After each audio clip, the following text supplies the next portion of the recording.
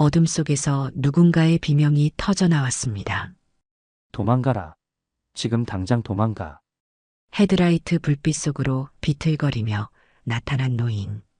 80대는 좋게 넘어 보이는 그의 발목엔 녹슨 쇠사슬이 질질 끌리고 있었습니다. 충혈된 눈, 떨리는 손, 그리고 입가를 타고 흐르는 선홍빛 피. 차 안의 가족들은 숨이 멎은 듯 굳어버렸습니다. 저 사람, 뭐야? 하지만 그들이 몰랐던 게 있었습니다. 이 노인의 경고가 단순한 미친 소리가 아니라는 것을, 그리고 자신들이 향하는 그곳에서 끔찍한 일이 기다리고 있다는 것을. 그 순간부터 이 가족의 추석은 악몽으로 변했습니다. 본격적인 이야기를 시작하기 전에 구독 버튼과 좋아요 한 번씩만 눌러주시고요. 지금 어디서 이 이야기를 듣고 계신가요? 출근길인지 집에서 쉬면서인지 댓글에 남겨주시면 개별로 인사드릴게요. 매일 이런 흥미진진한 이야기로 찾아뵙겠습니다. 자, 그럼 시작해 볼까요? 이 모든 일은 사실 하루 전부터 시작되었습니다. 추석 전날 오후, 서울의 한 아파트에서 김영숙은 제사 준비에 한창이었습니다. 67의 나이에도 꼿꼿한 그녀는 장손 며느리로서 늘 이 집안의 제사를 주도해 왔습니다. 서연아, 짐 다 챙겼니? 내일 새벽 5시에 출발해야 해. 그녀의 목소리엔 권위가 묻어났습니다. 며느리 박서연은 건성으로 대답했습니다. 네, 어머님. 39의 서연은 도시 출신답게 이런 시골 풍습을 못마땅해 했습니다. 하지만 영숙은 신경 쓰지 않았습니다. 대신 손녀 다은을 불렀습니다. 다은아, 할머니랑 같이 갈 거지? 13살 소녀는 고개를 끄덕였지만 어딘지 모르게 불안한 표정이었습니다. 마치 뭔가를 감지한 것처럼. 그렇게 가족들은 아무것도 모른 채 계산행 짐을 꾸리기 시작했습니다. 다음 날 새벽 5시, 어둠이 채 가시지 않은 시각에 차는 서울을 빠져나갔습니다. 운전대를 잡은 건 아들 박민호. 41살의 그는 평범한 회사원이었습니다. 조수석엔 어머니 영숙, 뒷좌석엔 아내 서연과 딸 다은이 앉아 있었습니다. 왜 이렇게 일찍 가야 해요? 낮에 가도 되잖아요. 서연이 짜증 섞인 목소리로 중얼거렸습니다. 영숙이 뒤돌아보지도 않고 대답했습니다. 제사는 해 뜨기 전에 지내는 거야. 우리 집안 규칙이니까. 집안 규칙이 뭐가 그리 많은지. 서연의 투덜거림에 민호가 얼른 끼어들었습니다. 여보, 그냥 1년에 한 번이니까. 그는 언제나 그랬듯이 중간에서 어정쩡하게 갈등을 무마하려 했습니다. 차 안은 어색한 침묵에 휩싸였습니다. 2시간을 달려 괴산에 도착했을 때는 7시가 조금 넘었습니다. 하늘은 여전히 어두웠고 안개가 자욱했습니다. 차는 좁은 산길로 접어들었습니다. 양옆으로 빽빽한 나무들이 터널을 이루고 있었습니다. 여기가 맞아요, 어머님? 민호가 불안한 목소리로 물었습니다. 내비게이션도 제대로 작동하지 않았습니다. 영숙은 기억을 더듬었습니다. 응, 맞아. 이 길로 쭉 올라가면 선산이 나와. 하지만 그녀도 속으로는 불안했습니다. 오래전부터 들어왔던 이야기들이 자꾸 떠올랐습니다. 집안 어른들이 술 취한 날이면 흘렸던 말들. 이 집안은 뭔가 있어. 한 세대마다 누군가는 사라진다더라. 하지만 그녀는 미신이라고 치부해 왔습니다. 그저 옛날 사람들의 헛소리라고. 차가 더 깊숙이 들어갈수록 길은 험해졌습니다. 덜컹거리는 비포장도로 나뭇가지들이 차창을 긁었습니다. 뒷좌석에 다은이 갑자기 말했습니다. 할머니, 여기 이상해요. 뭐가 이상한데? 냄새가 나요. 뭔가 썩은 냄새. 영숙은 코를 킁킁거렸지만 아무것도 느껴지지 않았습니다. 다은이 예민해서 그래. 산이니까 그럴 수도 있지. 민호가 딸을 안심시켰습니다. 하지만 다은은 계속 창밖을 불안하게 바라봤습니다. 그때였습니다. 헤드라이트 불빛 속으로 무언가가 비틀거리며 나타났습니다. 민호가 급브레이크를 밟았습니다. 으악! 가족들이 앞으로 쏠렸습니다. 차가 멈췄을 때 그들은 그것을 봤습니다. 80대로 보이는 노인. 남루한 옷에 맨발. 그런데 가장 섬뜩한 건 그의 발목에 감긴 녹슨 쇠사슬이었습니다. 질질 끌리는 쇠사슬 소리가 정막을 깼습니다. 노인은 차를 향해 비틀거리며 다가왔습니다. 충혈된 눈, 떨리는 손, 그리고 입가엔 선홍빛 피가 흐르고 있었습니다. 그가 입을 열었습니다. 가. 영숙의 심장이 쿵쾅거렸습니다. 도망가라. 지금 당장 도망가. 노인이 절규했습니다.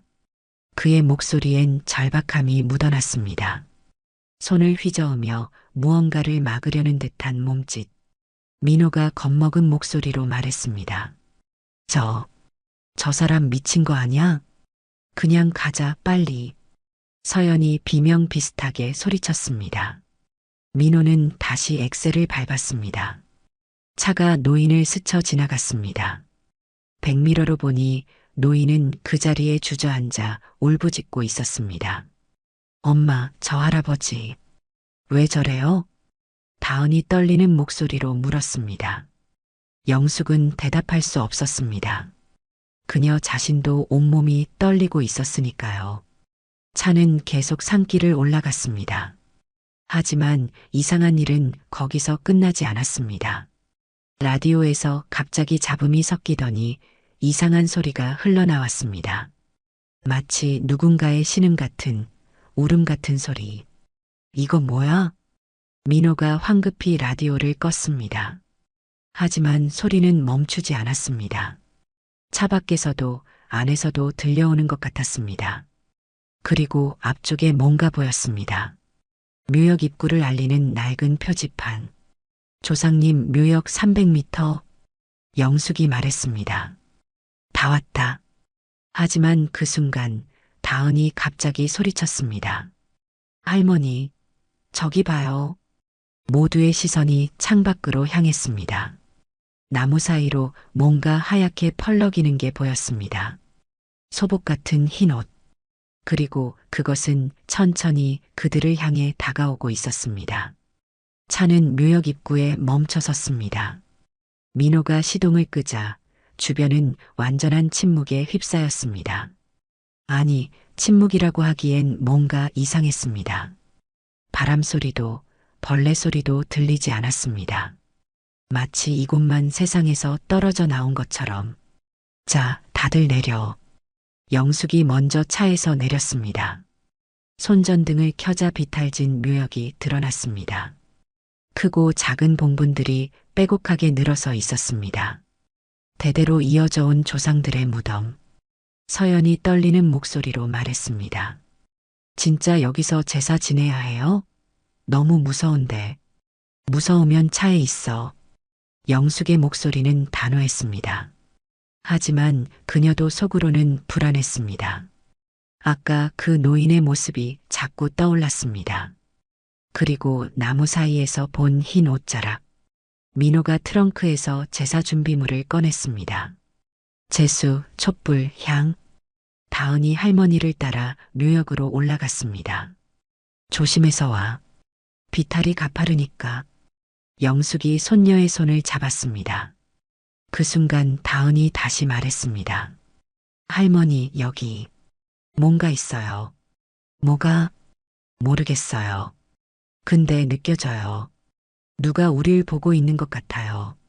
영숙은 주변을 둘러봤습니다. 하지만 어둠뿐이었습니다. 손전등 불빛이 닿지 않는 곳은 완전한 암흑. 겁먹지 마. 조상님들이 계신 곳이야. 그렇게 말하면서도 영숙의 손은 떨리고 있었습니다. 가족들은 가장 큰 봉분 앞에 자리를 잡았습니다. 증조할아버지의 묘였습니다. 영숙이 재수를 놓고 민호가 촛불을 켰습니다. 두 개의 촛불이 어둠 속에서 흔들렸습니다. 절에 영숙의 지시에 가족들이 고개를 숙였습니다. 그때였습니다.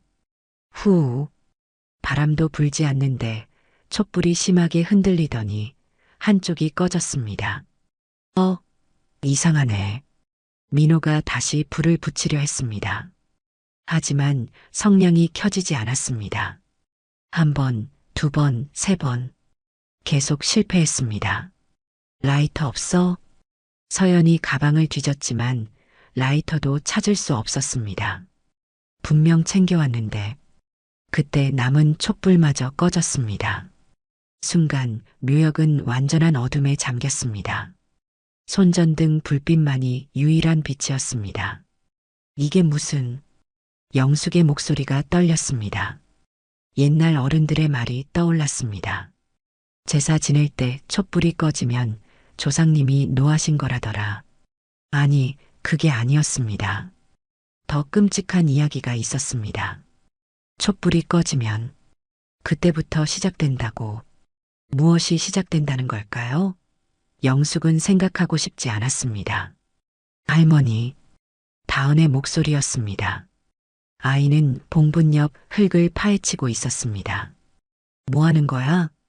여기, 뭔가 있어요. 다은이 흙 속에서 무언가를 꺼냈습니다. 손전등을 비추자 그것이 드러났습니다. 작은 뼈 조각, 사람의 손가락 뼈처럼 보이는 하얀 뼈. 으악! 서연이 비명을 질렀습니다. 민호도 질겁했습니다. 이게 뭐야? 영숙은 황급히 다은의 손에서 뼈를 빼앗아 다시 흙 속에 묻었습니다. 손이 심하게 떨렸습니다. 아무것도 아니야. 동물뼈일 거야. 하지만 그녀는 알고 있었습니다. 이건 동물뼈가 아니라고.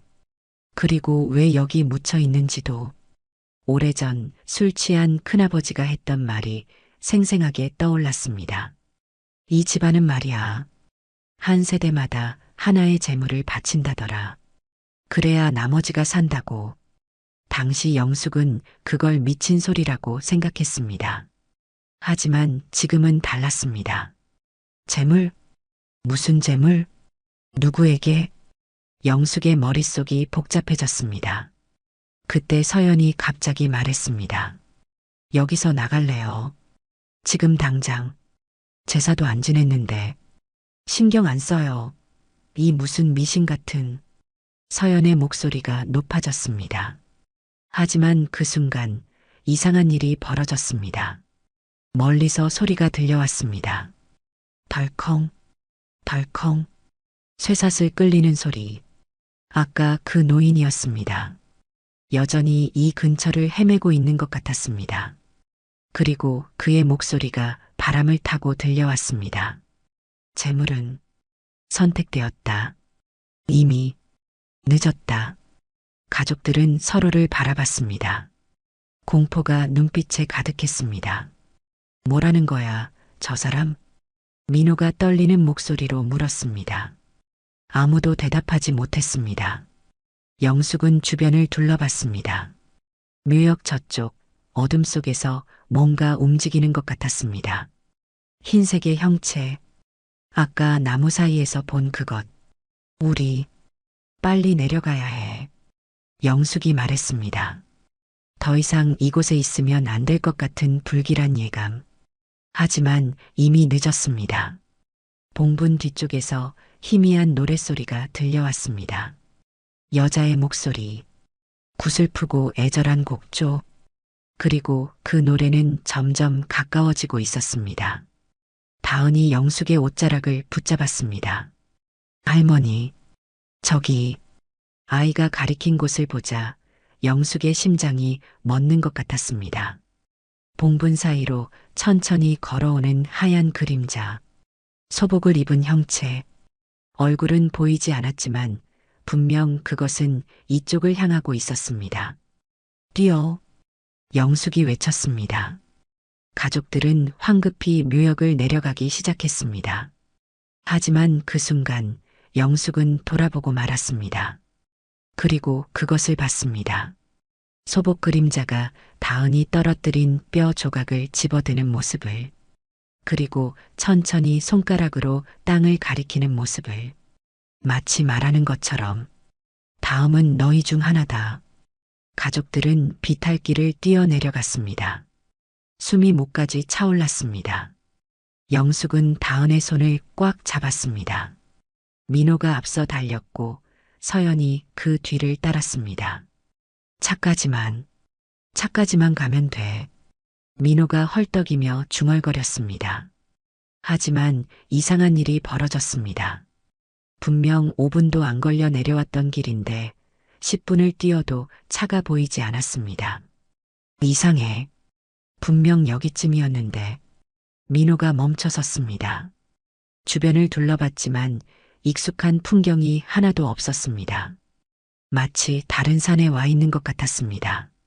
길을 잃은 거야? 서연의 목소리가 날카로웠습니다. 공포가 점점 짜증으로 변하고 있었습니다. 아니, 분명 이 길이 맞는데. 민호도 당황했습니다. 손전등으로 주변을 비췄지만 길은 보이지 않았습니다.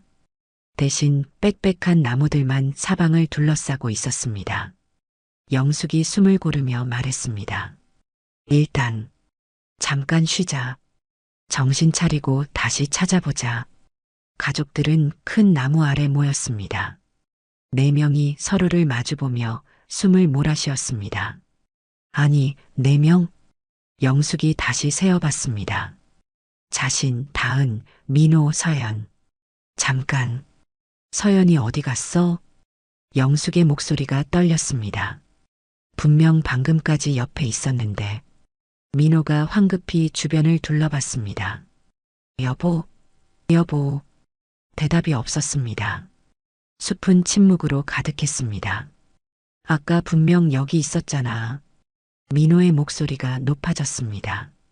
다은이 떨리는 손으로 할머니를 붙잡았습니다. 엄마가 사라졌어요.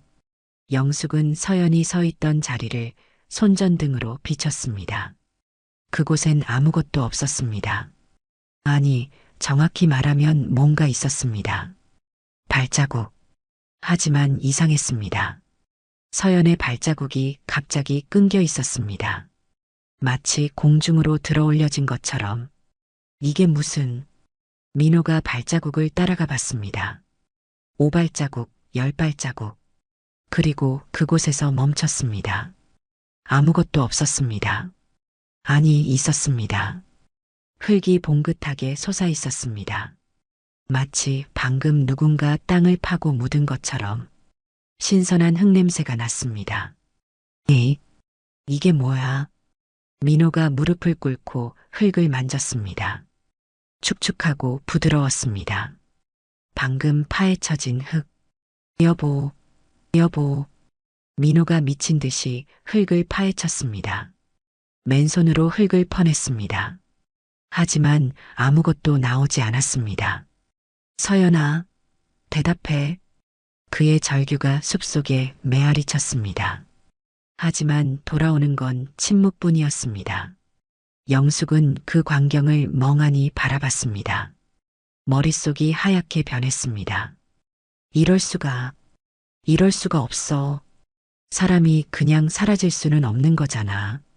하지만 눈앞의 현실은 달랐습니다. 며느리는 흔적도 없이 사라졌고 그 자리엔 신선한 무덤처럼 보이는 흙더미만 남았습니다. 그때 숲속에서 소리가 들려왔습니다. 쉿. 누군가 숨쉬는 소리. 하지만 사람의 숨소리가 아니었습니다. 뭔가 더 깊고 더 무거운 소리. 저기 뭔가 있어. 다은이 손가락으로 가리켰습니다. 어둠 속 나무 사이로 뭔가 움직이는 게 보였습니다. 희미한 흰색 형체. 소복. 또다시 그것이었습니다. 하지만 이번엔 달랐습니다. 2개였습니다. 2개의 흰 그림자가 나무 사이를 떠다니고 있었습니다. 뛰어야 해.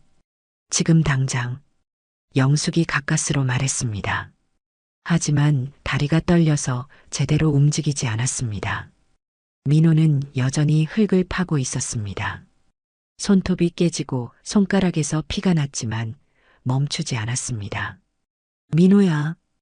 영숙이 아들을 붙잡았습니다. 가야 해. 지금 여기 있으면 우리도. 엄마는 가. 난 여보 찾을 거야. 정신 차려. 서연이는 이미. 영숙은 차마 말을 잇지 못했습니다. 이미 무슨 일이 벌어진 건지 모두 알고 있었습니다. 재물. 한 세대마다 하나의 재물. 서연이 선택된 겁니까? 아니면 그때 더 끔찍한 생각이 떠올랐습니다. 만약 서연이 재물이 아니라면? 만약 아직 선택이 끝나지 않았다면? 영숙은 손녀를 꽉 안았습니다. 민호야, 제발. 다은이라도 생각해. 민호는 흙투성이 손으로 얼굴을 감쌌습니다. 눈물이 흘러내렸습니다. 미안해. 미안해, 여보. 그가 비틀거리며 일어났습니다. 그 순간 숲속에서 소리가 들려왔습니다. 발자국 소리. 여러 개의 발자국. 그리고 그 소리는 점점 가까워지고 있었습니다. 영숙이 손전등을 그쪽으로 비췄습니다. 나무 사이로 드러난 건 세 개의 흰 그림자였습니다. 모두 소복을 입고 있었습니다. 모두 이쪽을 향하고 있었습니다. 그리고 가장 앞선 그림자가 천천히 손을 들어 올렸습니다. 마치 부르는 것처럼. 이리 와. 다은이 비명을 질렀습니다. 할머니. 영숙은 더 이상 생각할 겨를이 없었습니다. 손녀의 손을 잡고 달렸습니다. 민호도 뒤따라 뛰었습니다. 하지만 숲은 미로였습니다. 아무리 뛰어도 같은 자리로 돌아왔습니다. 그리고 그들이 알지 못하는 사이 흰 그림자들은 점점 가까워지고 있었습니다. 마치 사냥하는 짐승처럼 천천히, 확실하게. 그때 조금 전 서연의 시점이었습니다. 가족들과 함께 뛰어내려오던 서연은 갑자기 뒤를 돌아봤습니다. 뭔가 이상한 기운이 느껴졌기 때문입니다. 그리고 그것을 봤습니다. 묘역 위쪽에서 천천히 내려오는 소복 그림자. 하지만 이상했습니다. 그 그림자는 다른 가족들을 향하지 않고 오직 서연만을 응시하고 있었습니다. 왜? 날 보는 거야. 서연의 입에서 중얼거림이 새어나왔습니다. 그 순간 그림자가 손가락으로 서연을 가리켰습니다. 너. 말은 들리지 않았지만 분명히 알 수 있었습니다. 너다. 서연의 등골이 오싹해졌습니다. 본능적으로 방향을 틀었습니다. 가족들과 다른 쪽으로. 무의식 중에 그들을 그림자로부터 떼어놓으려는 것처럼. 저쪽으로. 가야 해. 서연은 혼자 다른 길로 뛰기 시작했습니다. 뒤돌아보니 가족들의 모습은 보이지 않았습니다. 어둠 속에 완전히 사라져버렸습니다. 하지만 소복 그림자는 여전히 서연을 따라오고 있었습니다. 천천히. 하지만 확실하게. 서연은 더 빨리 달렸습니다. 나뭇가지가 얼굴을 핥히고 돌부리에 발이 걸렸습니다. 그때 신발 한 짝이 벗겨졌습니다. 넘어질 뻔했지만 간신히 균형을 잡았습니다. 신발을 주우려다 뒤를 봤습니다. 그림자가 바로 뒤에 있었습니다. 5미터도 안 되는 거리. 서연은 비명을 삼키고 다시 달렸습니다. 신발 따위 신경 쓸 겨를이 없었습니다. 맨발로 달렸습니다. 날카로운 돌이 발바닥을 찔렀습니다. 가시덤불이 발등을 핥히고 지나갔습니다. 통증이 느껴졌지만 멈출 수 없었습니다. 발자국마다 핏방울이 찍혔습니다. 한 방울, 두 방울. 선명한 붉은 자국이 어둠 속 흙바닥에 남았습니다. 살려줘. 제발. 서연이 헐떡이며 중얼거렸습니다. 하지만 주변엔 아무도 없었습니다. 가족들의 목소리도 민호의 목소리도 들리지 않았습니다. 그때 앞에 뭔가 보였습니다. 묘비. 낡고 오래된 묘비가 하나 서 있었습니다. 서연은 그 앞에서 멈춰 섰습니다. 숨이 목까지 차올랐습니다. 손전등도 없이 달려왔기에 묘비의 글자는 잘 보이지 않았습니다. 하지만 달빛에 어렴풋이 보였습니다. 묘비에 새겨진 이름, 박시일가 합장묘. 서연의 심장이 멎는 것 같았습니다. 박씨, 그건 남편의 성이었습니다. 이 집안의 성, 그리고 그 아래 작은 글씨로 이렇게 새겨져 있었습니다. 제물로 바쳐진 자들이 잠든 곳. 이게 무슨... 서연이 뒤로 물러섰습니다. 그때 뒤에서 차가운 기운이 느껴졌습니다. 돌아보니 소복 그림자가 바로 뒤에 서 있었습니다. 이번엔 하나가 아니었습니다.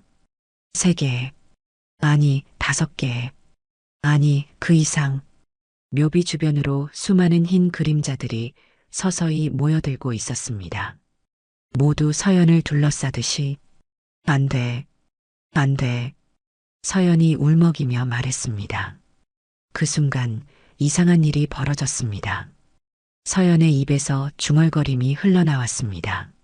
하지만 그건 서연의 의지가 아니었습니다. 재물은 선택되었다. 뭔가 서연의 입을 빌려 말하고 있었습니다. 한 세대의 피로 다음 세대를 보호한다. 서연은 자신의 입을 막으려 했지만 손이 움직이지 않았습니다. 마치 조종당하는 인형처럼. 너는 알고 있었다. 이 집안의 비밀을. 그 말에 서연의 눈이 커졌습니다. 알고 있었다? 무엇을? 그녀는 아무것도 모르는데. 아니, 잠깐. 서연의 머릿속에 떠오르는 기억이 있었습니다. 결혼 전 시어머니 영숙이 했던 말. 우리 집안은 특별해. 대대로 지켜온 게 있어. 당시 서연은 그저 집안 자랑인 줄 알았습니다. 하지만 지금 생각해보니 영숙의 표정이 이상했습니다. 두려움. 그녀의 눈엔 두려움이 서려 있었습니다. 그리고 또 다른 기억. 시아버지의 장례식 날 한 노인이 서연에게 속삭였던 말. 조심해. 이 집안엔 저주가. 서연은 그때 그 노인을 미친 사람이라고 생각했습니다. 하지만 지금은 달랐습니다. 모든 게 연결되었습니다. 이 집안의 저주, 한 세대마다 바쳐지는 재물, 그리고 자신이 선택되었다는 사실. 안 돼. 난 아니야. 난. 서연이 절규했습니다. 그 순간 흰 그림자들이 일제히 움직였습니다. 서연을 향해 천천히, 하지만 거부할 수 없는 힘으로 서연은 다시 뛰기 시작했습니다. 맨발의 발바닥에서 피가 흘렀지만 신경 쓸 겨를이 없었습니다. 살려줘. 누가 좀. 그녀의 비명이 숲속에 울려 퍼졌습니다. 하지만 아무도 듣지 못했습니다. 아니, 한 사람은 들었습니다. 저 멀리서 서연을 찾고 있던 민호. 그는 아내의 비명을 듣고 그쪽으로 뛰어갔습니다. 여보, 어디야? 하지만 그가 도착했을 때 그곳엔 아무도 없었습니다. 다만 바닥에 찍힌 핏방울 자국만이 남아 있었습니다. 그리고 그 자국은 갑자기 끊겨 있었습니다. 마치 서연이 공중으로 사라진 것처럼. 민호의 손에서 손전등이 떨어졌습니다. 그리고 그 순간 그는 알았습니다. 아내가 돌아오지 않을 거라는 것을. 민호는 핏방울 자국이 끊긴 그곳에 무릎을 꿇었습니다. 여보, 여보. 그의 목소리는 이제 울음이 되어 있었습니다. 영숙과 다은이 뒤늦게 도착했습니다. 영숙은 바닥에 핏자국을 보고 입을 막았습니다. 서연이가 여기까지 왔구나. 엄마, 여보 찾아야 해. 어딘가에 있을 거야. 분명히. 민호가 일어나 주변을 헤맸습니다. 손전등을 사방으로 비추며 아내의 이름을 불렀습니다. 하지만 대답은 돌아오지 않았습니다. 영숙은 그 모습을 바라보며 가슴이 찢어지는 것 같았습니다. 하지만 동시에 이상한 생각이 들었습니다. 서연이 묘비 앞에서 멈췄다는 것. 그 묘비는 제물로 바쳐진 자들의 합장묘였다는 것. 그리고 서연이 속삭이는 듯한 모습을 봤다는 것. 혹시 서연이가 뭔가 알고 있었던 걸까? 영숙의 머릿속에 의심이 스며들었습니다. 아니, 의심이라기보다는 섬뜩한 확신이었습니다. 결혼 전부터 서연은 이상했습니다. 이 집안의 제사를 유난히 싫어했고 선산에 가는 것을 극도로 꺼렸습니다. 마치 뭔가를 알고 두려워하는 것처럼. 그리고 오늘 밤 서연은 가족들과 다른 방향으로 도망갔습니다. 마치 일부러 떨어진 것처럼. 설마 서연이가 이미 알고 있었던 거야? 자신이 제물로 선택될 거라는 걸. 영숙은 고개를 저었습니다. 말도 안 되는 생각이었습니다. 하지만 떨쳐낼 수 없었습니다. 민호야. 영숙이 아들을 불렀습니다. 서연이가 혹시 뭔가 이상한 말 한 적 없니? 이 집안에 대해서? 엄마, 지금 무슨 소리를? 대답해. 뭔가 알고 있었던 것 같지 않았어? 영숙의 목소리가 날카로워졌습니다. 민호는 어머니를 멍하니 바라봤습니다. 무슨 말씀이세요? 그 순간 숲속에서 목소리가 들려왔습니다. 가문의 피는 가문이 거둔다. 그 목소리, 쇠사슬 찬 노인의 목소리였습니다. 누구야? 민호가 손전등을 그쪽으로 비췄습니다. 하지만 아무도 보이지 않았습니다. 목소리만 메아리처럼 울려 퍼졌습니다. 가문의 피는 가문이 거둔다. 한 세대마다 하나씩. 그래야 나머지가 산다. 영숙은 그 말에 온몸이 얼어붙었습니다. 그 말, 오래전 들었던 그 말. 시할머니가 돌아가시기 직전 열병에 시달리며 중얼거렸던 말. 우리 집안은 저주받았어. 한 세대마다 피를 바쳐야 해. 그래야 나머지가 살 수 있어. 당시 가족들은 그걸 헛소리라고 치부했습니다. 노안으로 정신이 혼미해진 거라고. 하지만 지금은 달랐습니다. 모든 게 사실이었던 겁니다. 엄마, 무슨 소리야 그게? 민호가 떨리는 목소리로 물었습니다. 영숙은 입을 열었습니다. 우리 집안엔 저주가 있어. 뭐? 한 세대마다 한 명씩 재물을 바쳐야 해. 그래야 나머지가 안전하대. 민호는 믿을 수 없다는 듯 고개를 저었습니다. 말도 안 돼. 그게 무슨 미신 같은. 미신이 아니야. 영숙이 소리쳤습니다. 내 큰아버지 기억나니? 20살에 갑자기 사라진 큰아버지. 다들 가출했다고 했지만 그게 아니었어. 민호의 얼굴이 창백해졌습니다. 그리고 내 고모. 결혼하고 1년 만에 죽었다고 했지. 사고사라고. 하지만 그것도. 그만해요, 엄마. 민호가 귀를 막았습니다. 하지만 영숙은 멈추지 않았습니다. 그리고 이번엔 서연이야. 침묵이 흘렀습니다. 다은이 할머니의 옷자락을 잡았습니다. 할머니, 그럼 엄마는 돌아올 거야. 민호가 다은을 꽉 안았습니다. 엄마는 어딘가에 있어. 내가 찾을 거야. 반드시. 그는 다시 일어섰습니다. 숲속을 향해 걸어가기 시작했습니다. 민호야, 어디가? 여보 찾으러 갈 거예요. 엄마는 다은이 데리고 차로 가세요. 혼자 가면 안 돼. 전 괜찮아요. 민호가 뒤돌아봤습니다. 그의 눈엔 결기가 서려 있었습니다. 엄마, 그 저주가 뭐든 전 인정 못해요. 여보를 포기할 수 없어요. 영숙은 아들을 말릴 수 없었습니다. 민호는 어둠 속으로 사라졌습니다. 이제 남은 건 영숙과 다음뿐이었습니다. 할머니와 손녀. 둘은 서로를 꽉 껴안았습니다. 할머니, 무서워요. 괜찮아. 할머니가 지켜줄게. 하지만 영숙은 알고 있었습니다.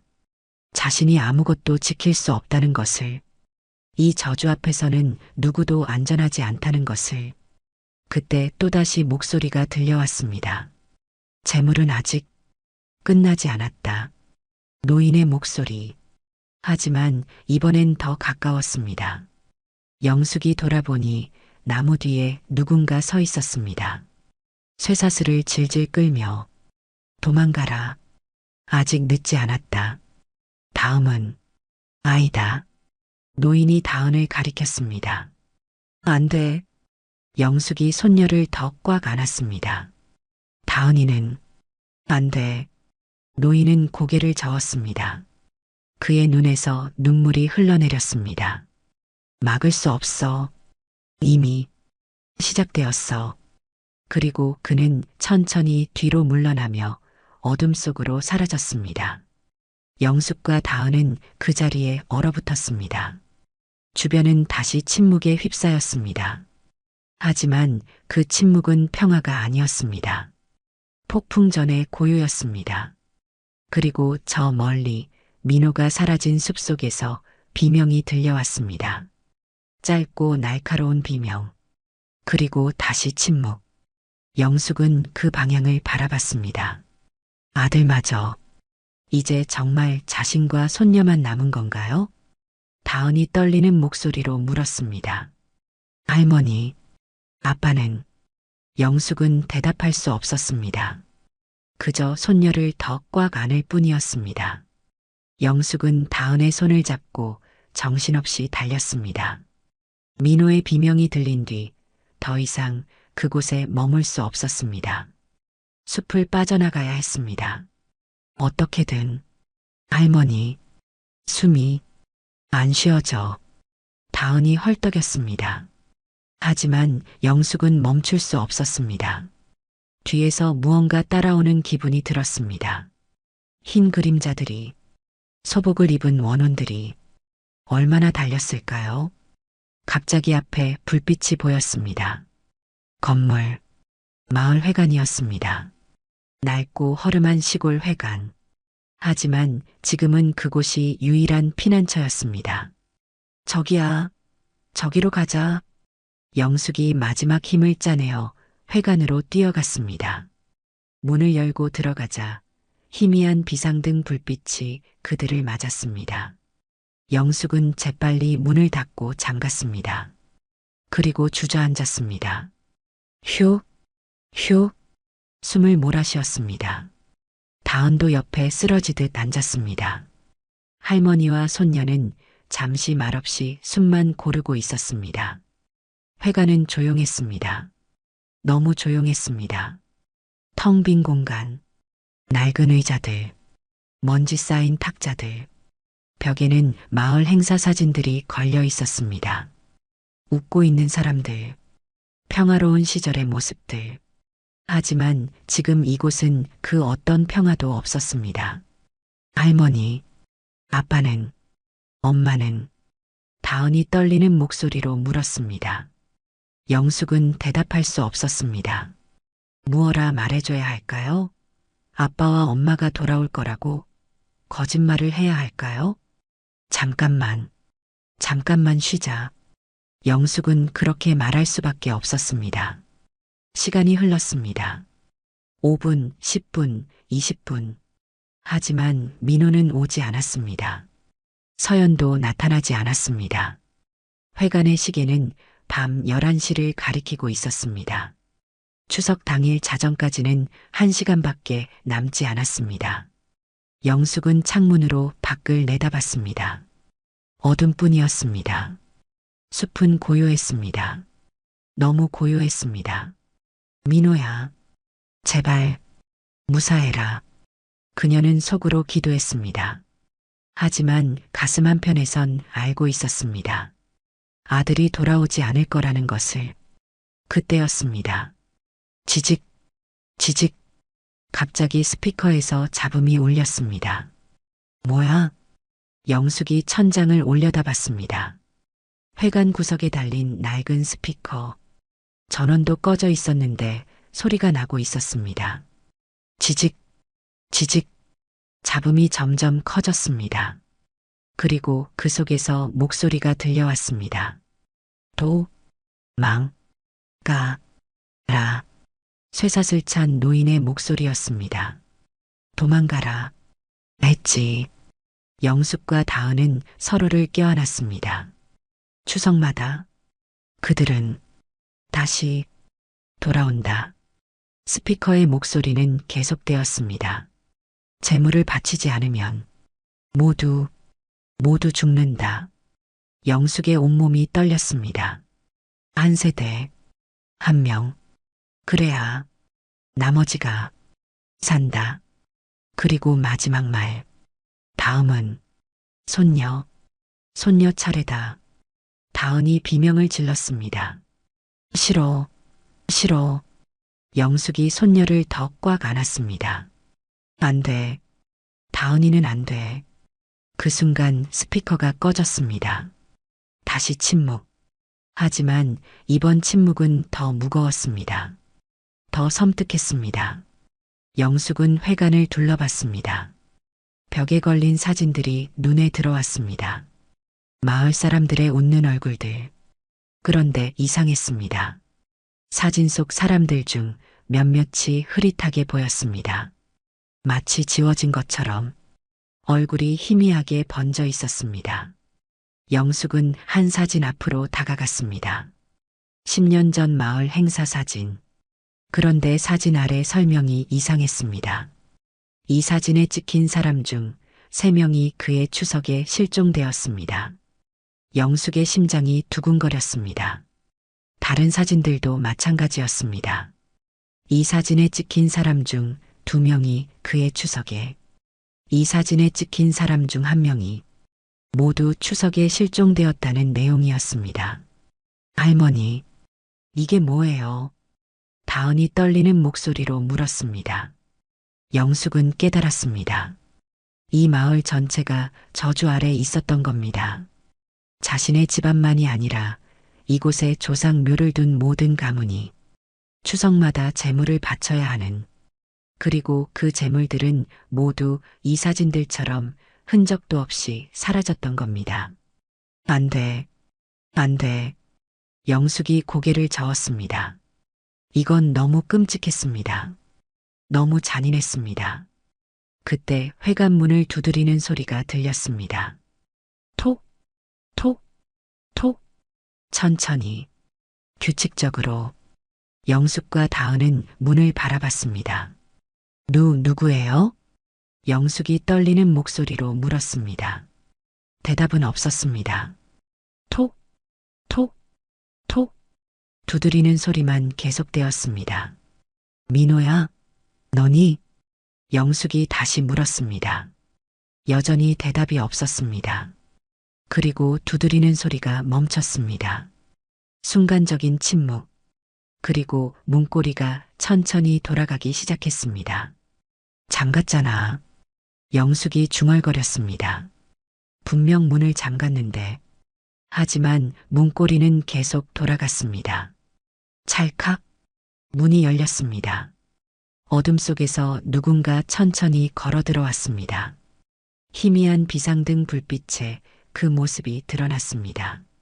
흰 소복, 그리고 그 얼굴은 서연?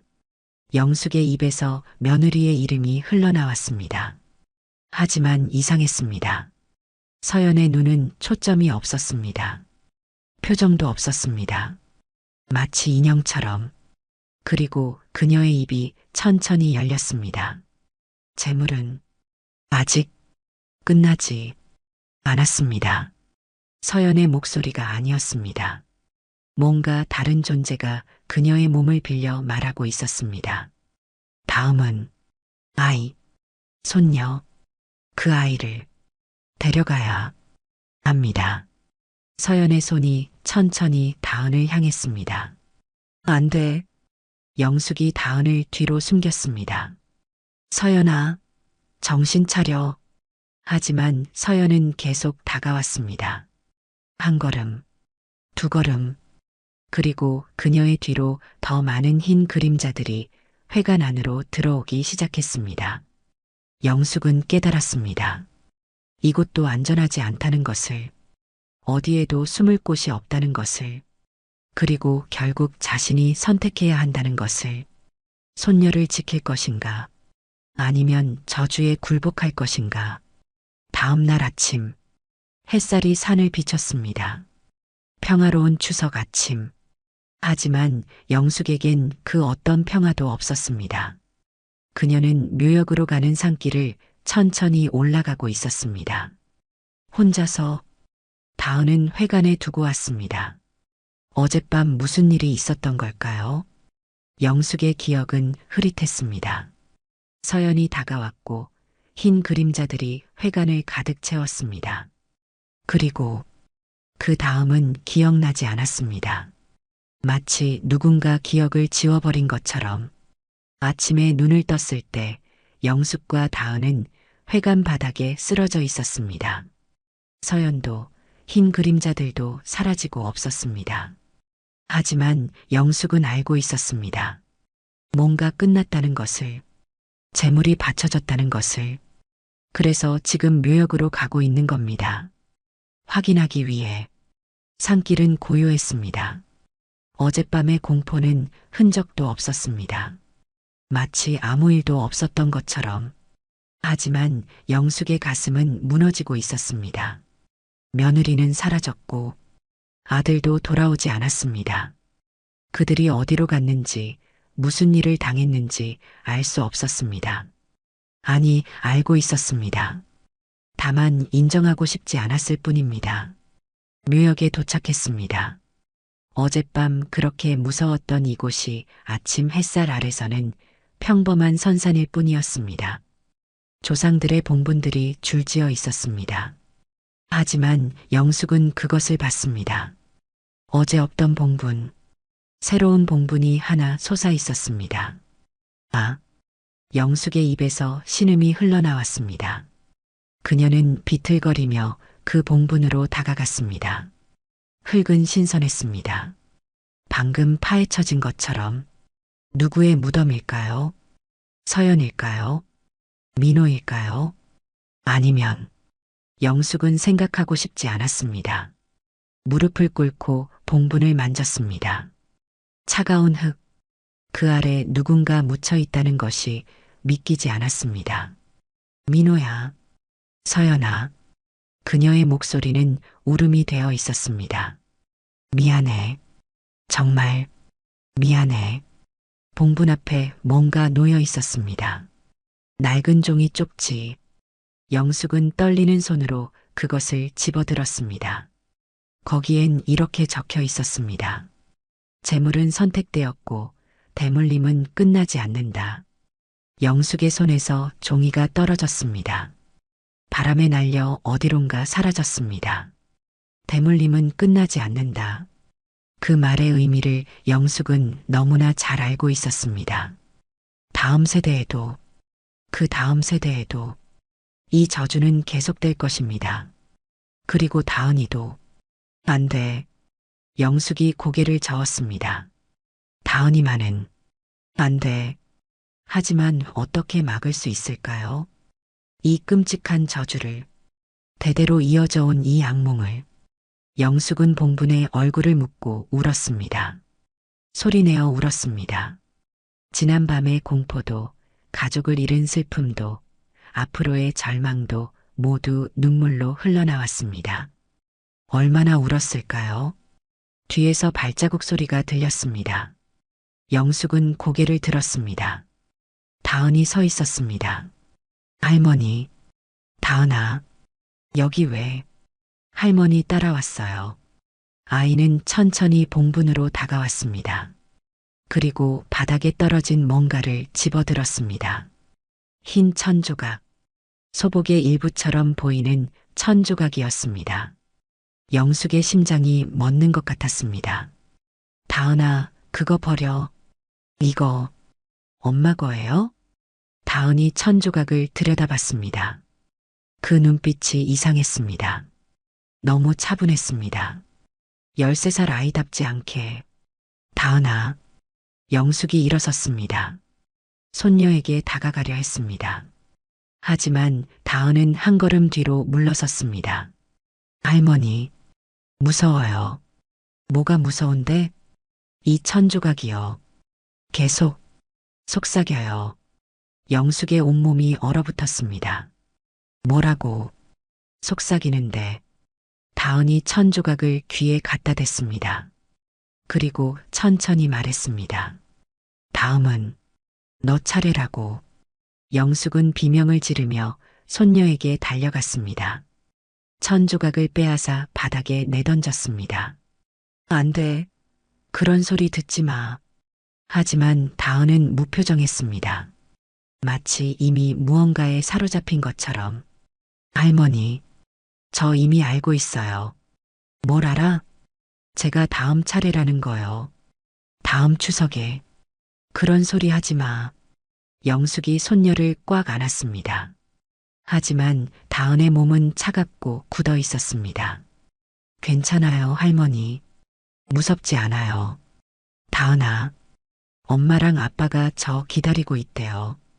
저기, 다은이 봉분을 가리켰습니다. 저 아래에서요. 영숙은 손녀를 더 세게 안았습니다. 온몸이 떨렸습니다. 안 돼, 안 돼.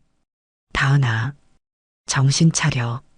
하지만 다은은 계속 무표정하게 봉분을 바라봤습니다. 그리고 그 입가에 희미한 미소가 번졌습니다. 마치 무언가를 받아들인 것처럼, 마치 이미 선택된 것처럼. 영숙은 그 미소를 보고 깨달았습니다. 저주는 이미 다음 세대로 넘어갔다는 것을, 그리고 자신은 아무것도 막을 수 없다는 것을. 멀리서 까마귀 울음소리가 들렸습니다. 불길한 소리, 그리고 바람이 불어와 떨어진 낙엽들을 날렸습니다. 낙엽들은 마치 춤추듯 봉분 주위를 맴돌았습니다. 영숙은 그 광경을 멍하니 바라봤습니다. 이게 끝인가요? 이렇게 끝나는 건가요? 아니, 끝이 아니었습니다. 이건 시작일 뿐이었습니다. 다음 추석까지 1년. 그 1년 동안 다은은 저주를 안고 살아가야 할 것입니다. 그리고 그 다음 추석엔 영숙은 생각을 멈췄습니다. 생각할 수 없었습니다. 다만 손녀를 꽉 안고 오열할 뿐이었습니다. 봉분 앞에서, 대물림되는 저주 앞에서 무력한 할머니는 그렇게 무너져 내렸습니다. 그날 저녁, 영숙과 다은은 서울로 돌아왔습니다. 아니, 도망쳐 왔습니다. 그 산에서, 그 묘역에서, 그 저주로부터. 하지만 정말 도망칠 수 있는 걸까요? 아파트에 도착한 영숙은 모든 문을 잠갔습니다. 창문도 커튼으로 가렸습니다. 마치 밖에 무언가를 막으려는 것처럼. 다은은 자기 방으로 들어갔습니다. 말없이, 표정 없이. 영숙은 거실에 주저앉았습니다. 온몸에 힘이 빠졌습니다. 며느리도 아들도 잃었습니다. 그들이 어떻게 되었는지 알 수 없었습니다. 아니, 알고 있었습니다. 다만 받아들이고 싶지 않았을 뿐입니다. 새로운 봉분, 그 아래 누가 묻혔는지는 중요하지 않았습니다. 둘 다 사라졌으니까요. 영숙은 핸드폰을 꺼냈습니다. 경찰에 신고해야 할까요? 실종 신고를? 하지만 뭐라고 말할까요? 산에서 성묘하다가 가족이 사라졌다고? 흰옷 입은 귀신들이 데려갔다고? 아무도 믿지 않을 겁니다. 미친 사람 취급을 받을 뿐입니다. 영숙은 핸드폰을 내려놓았습니다. 그리고 다은의 방 쪽을 바라봤습니다. 문틈 아래로 불빛이 새어나왔습니다. 손녀는 무엇을 하고 있을까요? 영숙은 일어나 다은의 방문을 열었습니다. 다은은 책상 앞에 앉아 있었습니다. 뭔가를 그리고 있었습니다. 다은아, 뭐하니? 다은은 대답하지 않았습니다. 계속 그림을 그렸습니다. 영숙이 가까이 다가가 그림을 봤습니다. 그리고 숨이 멎었습니다. 그림 속엔 묘역이 있었습니다. 빼곡한 봉분들, 그리고 그 가운데 한 소녀가 서 있었습니다. 흰 옷을 입은 소녀, 소복을 입은 소녀, 그 얼굴은 다은이었습니다. 다은아, 영숙이 떨리는 손으로 손녀의 어깨를 잡았습니다. 왜 이런 그림을? 다은이 천천히 고개를 들었습니다. 그 눈빛은 텅 비어 있었습니다. 연습이에요. 연습? 네. 내년 추석을 위한 연습이요. 영숙의 온몸이 얼어붙었습니다. 무슨 소리야? 할머니도 알잖아요. 제가 다음 차례라는 거. 다은은 너무나 담담하게 말했습니다. 마치 날씨 이야기라도 하듯이. 그래서 준비하고 있어요. 마음의 준비를요. 안 돼. 그런 생각하지 마. 영숙이 손녀를 꽉 껴안았습니다. 할머니가 막을 거야. 절대 다은이는 못 막아요. 다은의 목소리는 차갑고 확신에 차 있었습니다. 아무도 막을 수 없어요. 엄마도 아빠도 못 막았잖아요. 다은아, 괜찮아요, 할머니. 무섭지 않아요. 엄마 아빠가 기다리고 있대요. 저기, 땅속에서요. 영숙은 말문이 막혔습니다. 이건 다은이 아니었습니다. 저주가 이미 손녀의 마음속에 들어온 겁니다. 천천히, 조용히, 거부할 수 없이. 잘 자요, 할머니. 다은이 영숙을 밀어냈습니다. 그리고 불을 껐습니다. 영숙은 어둠 속에 서 있었습니다. 손녀의 방문 앞에서 무엇을 해야 할까요? 어떻게 손녀를 구할 수 있을까요? 답이 없었습니다. 영숙은 비틀거리며 거실로 돌아왔습니다. 소파에 앉아 창밖을 바라봤습니다. 서울의 밤은 화려했습니다. 불빛들이 반짝였습니다. 사람들은 평화로운 추석을 보내고 있겠죠. 하지만 이 아파트 안은 달랐습니다. 여기엔 저주가 함께 살고 있었습니다. 시계를 봤습니다. 밤 11시. 추석이 거의 끝나가고 있었습니다. 1년. 다음 추석까지 1년이 남았습니다. 그 1년 동안 영숙은 손녀를 지킬 수 있을까요? 아니면 그때 이상한 소리가 들렸습니다. 다은의 방에서 노랫소리, 구슬프고 애절한 곡조. 영숙은 그 노래를 알고 있었습니다. 어젯밤 묘역에서 들었던 그 노래. 원혼들이 부르던 그 노래. 다은이 그 노래를 부르고 있었습니다. 영숙은 다시 손녀의 방문 앞에 섰습니다. 문을 열까 말까 망설였습니다. 하지만 열지 못했습니다. 무엇을 보게 될지 두려웠습니다. 노랫소리는 계속되었습니다. 그리고 그 노래 가사가 희미하게 들렸습니다. 한 세대, 한 명씩 피를 바쳐야 나머지가 산다. 영숙은 그 자리에 주저앉았습니다. 눈물이 흘러내렸습니다.